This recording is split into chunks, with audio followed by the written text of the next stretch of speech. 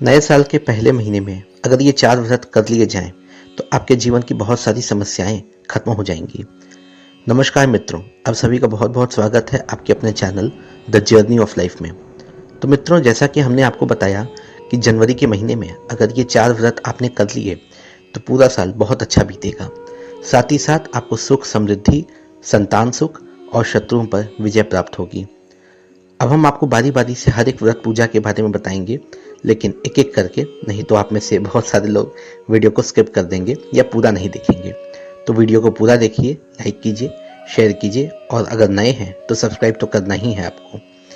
तो इस कड़ी में जो सबसे पहला व्रत है वो है अन्नरूपा षष्ठी। 5 जनवरी को है अन्नरूपा षष्ठी। अन्नरूपा षष्ठी व्रत पौष माह के शुक्ल पक्ष की षष्ठी तिथि को अन्नरूपा षष्ठी का व्रत रखा जाता है। इस दिन अन्नपूर्णा के रूप में मां अन्नपूर्णा की पूजा की जाती है। इस व्रत का बंगाल में अधिक महत्व है। मां अन्नपूर्णा का पूजन करने से धन धान्य और सुख समृद्धि की वृद्धि भी होती है और उनके आशीर्वाद से घर में धन धान्य की कभी कमी नहीं होती। घर में हमेशा अन्न के भंडार भरे रहते हैं और परिवार के सदस्यों की अच्छी उन्नति होती है। यह व्रत बहुत ही चमत्कारी माना जाता है क्योंकि इस व्रत का लाभ कुछ दिनों में ही प्राप्त हो जाता है। इसके बाद मित्रों 7 जनवरी को है महाभद्राष्टमी। महाभद्राष्टमी व्रत की बात अगर मैं करूं तो पंचांगों के आधार पर पौष मास की शुक्ल पक्ष की अष्टमी तिथि को महाभद्राष्टमी का व्रत किया जाता है।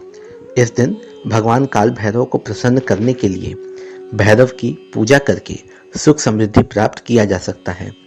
इस व्रत के करने से दुखों से मुक्ति मिलती है और सभी परेशानियां भी समाप्त हो जाती हैं।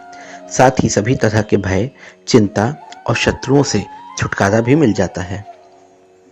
तो मित्रों, इसी कड़ी में अब 9 जनवरी को है सांब या फिर शांब दशमी। शांब दशमी व्रत की बात करूं अगर तो पंचांगों के आधार पर पौष मास के शुक्ल पक्ष की दशमी तिथि को शांब दशमी का व्रत किया जाता है। इस दिन भगवान गणेश के साथ मां पार्वती की पूजा की जाती है। ऐसा करने से संतान पक्ष का सुख प्राप्त किया जाता है। साथ ही साथ इस दिन सुबह पवित्र नदियों और तालाबों में स्नान करने के बाद सूर्य देव की भी पूजा की जाती है। ऐसी मान्यता है कि इस दिन व्रत करने से और सूर्य देव की उपासना करने से सभी तरह के कष्ट दूर हो जाते हैं और आरोग्य की प्राप्ति होती है। मित्रों, इसके बाद 10 जनवरी को है पुत्रदा एकादशी। पंचांग के आधार पर पौष मास के शुक्ल पक्ष की एकादशी तिथि को पुत्रदा एकादशी का व्रत रखा जाता है। इस दिन व्रत करने से संतान सुखी रहता है और जीवन में उन्नति को प्राप्त करता है।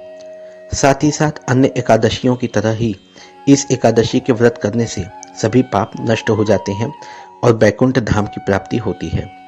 इस दिन भगवान विष्णु और माता लक्ष्मी की पूजा करने से घर में सुख, शांति और समृद्धि का वास होता है। तो मित्रों, ये थे कुछ व्रत, कुछ पूजाएं जो आपको नए साल के पहले महीने में करने हैं, जिससे आपका जीवन सरल, सुगम होगा और आपको ईश्वर का आशीर्वाद भी प्राप्त होगा। तो मित्रों, इस तरह की और वीडियोस के लिए मेरे चैनल पे बने रहिए।